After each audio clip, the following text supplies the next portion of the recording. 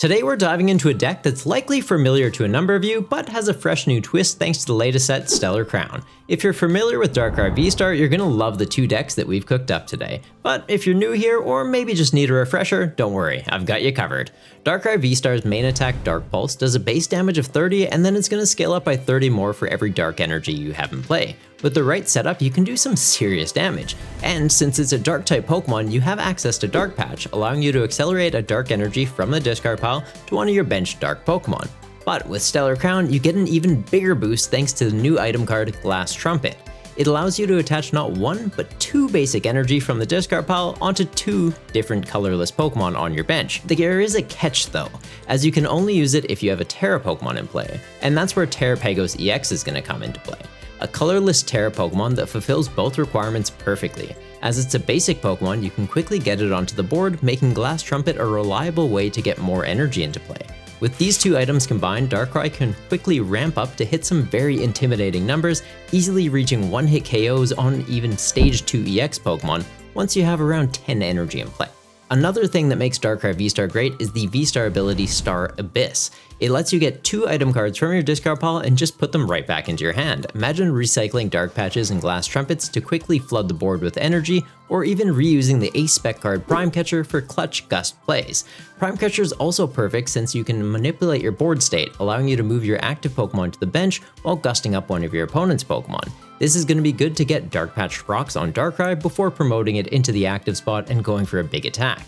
Since this deck thrives on getting energy into the discard pile though, we run high counts of discard outlets like Ultra Ball and Earthen Vessel. Ideally, you're going to discard an energy card with Earthen Vessel, then grab two more energy, use Ultra Ball, discard those two energy, and get into another key piece that you need. Then you're going to recover all three of those energies with a combination of Dark Patch and Glass Trumpet to power up your Darkrai V-Stars and do some pretty big attacks. Radiant Greninja is another great option in the deck, discarding energy while drawing it to two cards, and we've also got Professor's Research and Squawkabilly for even more draw support. Now, for the first variant of this deck, we're going to be using the new Noctowl from Stellar Crown. When you evolve up into it, if you have a Terra Pokemon in play, you can search your deck for any two trainer cards, which is perfect for grabbing those key items to accelerate energy onto the board, or grabbing a draw supporter to keep your momentum going. To quickly set up Noctowl, we've got the new Fan Rotom from Stellar Crown as well, which allows you to search your deck for up to 3 colorless Pokemon with 100 HP or less, only during your first turn of the game though. Since it doesn't specify basic Pokemon, it means you can grab your Hoodoots, being the pre-evolutions, as well as the Noctowl since they have 100 HP, which you're going to evolve up into on the following turn.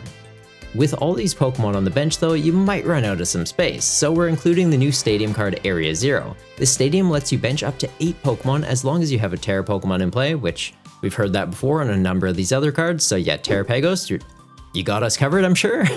If this Stadium gets bumped though, just be mindful of where you've placed your energy so you don't lose it while discarding Pokemon from the board. Focus on keeping your core Pokemon like Darkrai and Terapagos in play while removing the ones that have already served their purpose, like your Noctowls and your Squawkabilly, who are just kind of bench warming at that point. Area 0 also makes Terapagos a great backup attacking option, as its attack's going to scale up by 30 for each of your bench Pokemon in play, capping out at 240 with a full board. So if you haven't powered up a Darkrai V-Star to do a bigger number than that, yeah, Terapagos is a good option since Glass Trumpet will be powering up its attack cost. There's also another backup option though, as the deck includes Thornton, so if you find yourself in a position where you have a bunch of energy in play, but maybe you don't have a backup Darkrai V, you can just switch out a Terapagos with a Darkrai V that's in your discard pile, and it's going to keep the turns in play and the energy attached to it, so as long as the Terapagos was out for a bit, you can evolve it immediately into Darkrai V-Star and come out of nowhere with a pretty intimidating attacker, which your opponent might not be expecting. It's also a great way to get Squawkabilly off your board, since it's a colorless Pokemon. You can be using Glass Trumpet onto it, and then just go, cool, Thornton, now it's a Darkrai. So yeah, pretty cool. Now let's talk about the second variant of the deck though. This one swaps out Noctowl for Bibarel, offering more consistent draw power throughout the game.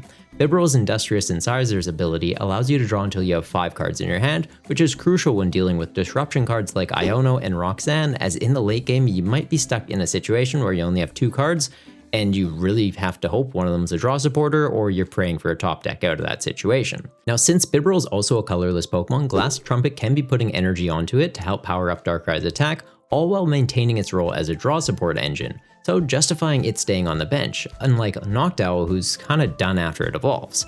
Now since we've cut Noctowl and Bibarel has over 100 HP, we're also going to be cutting Fan Rotom out of this build, freeing up space for other options like Bezendipity and Petrant EX. Bezendipity EX can provide more draw support after an opponent's taken a knockout, while also providing an option to snipe the bench for 100 damage. Since it's a dark type, it's also going to benefit from Dark Patch to quickly power up its attack cost. And since Petrant's a dark type, it can quickly get charged up with Dark Patch as well, and it's a great late game attacking option, charging up by 60 damage for each prize card that your opponent's taken. So after they've taken 4, you can get up to 240, which isn't a bad number to be able to hit.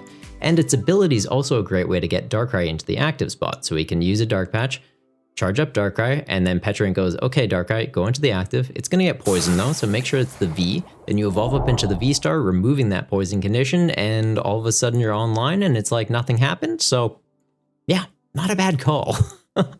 Of these two builds though, which one are you leaning towards trying out? Let me know in the comments below, and I'd love to hear your thoughts on any feedback you have for the list. Remember, these are early concepts and will likely evolve as the meta develops. If there's a specific deck you want me to cover next for Stellar Crown, also let me know in the comments down below. I'm always keen to experiment with new concepts. Next up though, we'll be diving into an updated Zoroark V-Star build, so be sure to subscribe so you don't miss out on that, and until next time, here's another deck that YouTube thinks you'll love.